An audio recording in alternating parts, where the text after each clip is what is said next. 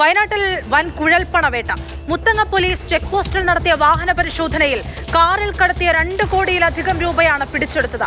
Car യാത്രികരായ 2 പേർ police കസ്റ്റഡിയിലാണ്.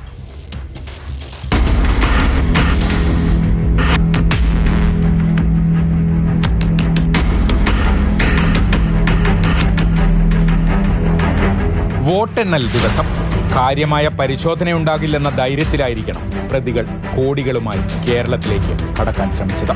പക്ഷേ വയനാട് പോലീസിന്റെ കണ്ണുവെട്ടിക്കാൻ ഇവർക്ക് സാധിച്ചില്ല.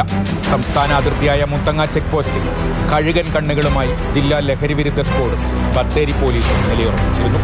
കർണാടകയിൽ നിന്ന് സംശയകരമായ സാഹചര്യത്തിലെത്തിയ കാർ ഇവർ വിശദമായി തന്നെ പരിശോധിച്ചു. കാറിന്റെ ബൂട്ടിനിരുവശവും ബ്രേക്ക് ലൈറ്റിനോട് ചേർന്ന രഹസ്യ അറകൾ, അറകൾക്കുള്ളിൽ നിറയെ നോട്ടുകെട്ടുകൾ. അതും ചെറിയ തുകയല്ല, 2,27,43,000 രൂപ.